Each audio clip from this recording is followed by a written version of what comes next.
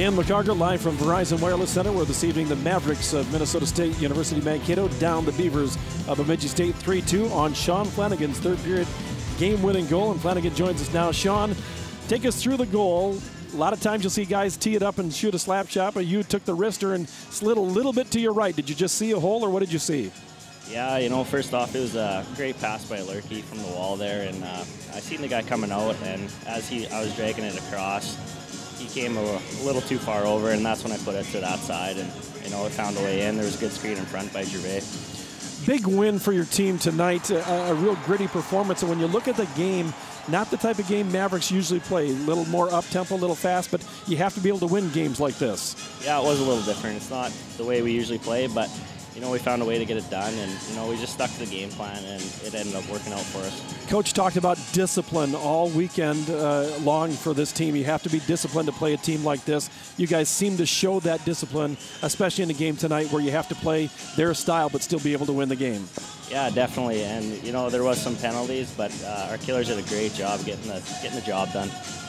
Well, congratulations on the game-winning goal tonight, and a big 4-point weekend for the Mavericks, and another home series coming up next weekend with more points on the board, and you're right where you want to be in the WCHA. That's right. Yeah, thank you. Sean Flanagan with the game-winning goal. Don Westfall will join us now for the post-game show. And Don, that was a big goal for the Mavericks, because after the play that had happened, you know, the Mavericks gave up a shorthanded goal after a bad pass along the blue line. They could have easily just, you know, hung their heads, but they didn't, and Flanagan had the shot at the right time from the right position, and he saw what he saw, and he put it where he needed to. And Sean Flanagan, it just appears to be one of those guys who kind of puts himself in the right spot at the right time. Not very flashy, but has proved to be very solid, and can come up with those big plays when you need him to, and indeed he did in that regard. And again, getting the game winner, his 4th goal of the season to give the Mavericks a 3-2 win. Let's take a look at some of the highlights of tonight's contest. As we see the Mavericks get behind again tonight on the wraparound goal, as they did last night. They got down in the first period. But then a big penalty leads to a couple goals for the Mavericks. We'll see a hit right here, and that'll send a player to the locker room for the evening in a 5-minute major, and the Mavericks score twice. The captain, Johnny McInnes, sneaks one in first, and then we'll see J.P. LaFontaine will score in just a moment. Carter Foguth goes to the box, and it's a 5-minute major the other way, Don. Yeah, that's the play there by LaFontaine, who now has 13 power play goals to lead the country in that statistic, also leading the WCHA with 17. And then there goes the penalty on Foguth, so he's gone. Both teams losing defensemen there in the second period of play, and coming back in the third. Mavericks would seem to be in control, but a really bad turnover. It's just a bad turnover. It doesn't happen often, as the coach mentioned, but it's the 7th time this year they've given up a shorthanded goal. O'Connor was in the right place at the right time, and he finished like he should. There you see the game winner by Sean Flanagan there again. Just that little extra slide that he took to the right where he's doing the toe drag. He was able to open up the net, and he was able to put it up the upper right-hand corner. Statistically in the contest, again, the Mavericks actually tonight, even though they win 3-2, they get outshot in the contest 29-25, and I think, Dan, probably the biggest statistic, not just tonight of the weekend, specialty teams. And we'll talk about that after we take a look at the standings real quick. And obviously MSU keeping pace with Ferris State, the win tonight, still 2 behind the Bulldogs in that statistic. And for Bemidji State, things get a little more precarious. Again, they have a tough road to hold by playing both Ferris State and Bowling Green yet. But the Mavericks giving themselves a distance right now. In fact, they would be, looks like 7 points ahead of teams that are fighting for that last spot of home ice advantage. So the Mavericks doing what they needed to, keeping that pace and giving themselves a shot, a really good shot to host the home ice in the first round of the playoffs, as we take a look at some of the out-of-town scores around the WCHA. Ferris State continues to win over Northern Michigan tonight, 2-1 final. Michigan Tech puts 10 up on Huntsville, 2nd time this year. Huntsville's given up 10. Anchorage beat Lake Superior State 5-2.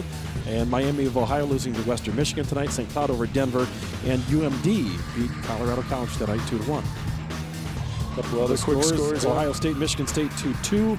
And Nebraska over Omaha over North Dakota 6-3 tonight. And as we mentioned, Penn State with their first ever Big Ten win tonight, 4-0 over Michigan. Here's the save of the game, Edward Jones save of the game, and it was a huge one, Don. Yeah, Huggins there, you saw the initial save as he was holding on to the post, and Ward comes through, the guy who also, along with LaFontaine, came in as the leading goal scorer in the WCHA on the night. So he's got a knack to get into that net, and he was thankfully denied there by Cole Huggins. So the Mavericks inching ever closer right now to a spot in the playoffs. playoffs where they want to be home for the playoffs. They've only lost once here on the home ice this year, and if they can get that home playoff win, you'll see their destination, Grand Rapids, Michigan, the site of this year's WCHA Final Five, March 21st and 22nd. With a reminder, obviously, 3-game package is only $50. Granted, you have to get out there, but we've heard a lot of great things from the Chamber of Commerce and the WCHA personnel. They promise a good show, and it'd be nice to see the Mavericks in that WCHA Final Five.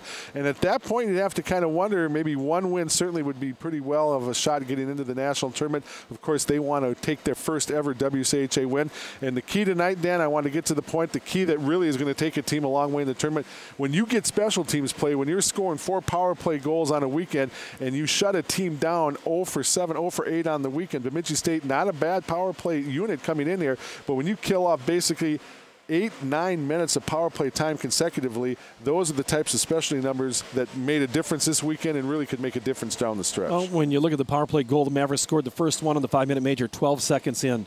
Takes all the pressure off. You know, if you go 3 minutes without scoring, 4 minutes without scoring, then you start maybe clutching the stick a little tight. But they scored 12 seconds in. They go, okay, we got it tied. Now we got a bunch of time to take the lead. They end up taking the lead, and they killed off, as you mentioned, about 9 minutes nonstop of penalties. And they did just yeoman's work all weekend long trying to kill off penalties. Flashy last night, tonight, a little bit of a tough yard work that had to get done. But Mavericks, and especially as you saw or heard from Mike Hastings, really like the play of Cole Huggins throughout the weekend, make some big saves. And right now things starting to gel, and the Mavericks should only continue to play well, because next weekend we want you back here on Charter Communication, as you're going to have a chance to watch this Maverick team take on a team in Alabama, Huntsville, that certainly you can't be overlooked. But right now the Mavericks with a lot of momentum taking on the team in last place of the WCHA. We could know by the end of next weekend mathematically that the Mavericks will be home for the first round of the playoffs there, the second full weekend of March. So if the Mavericks aren't, it's going to be disappointing after next weekend. A huge disappointment. So let's shore that one up, and we'll look forward to you joining us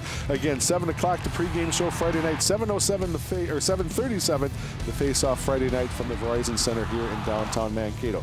For Dan McCarter, I'm Don Westfall, and the rest of the students from Bethany Lutheran College, we thank you for joining us for tonight's contest. The final score: Minnesota State Mankato 3, Bemidji State 2, and we will see you on Friday night.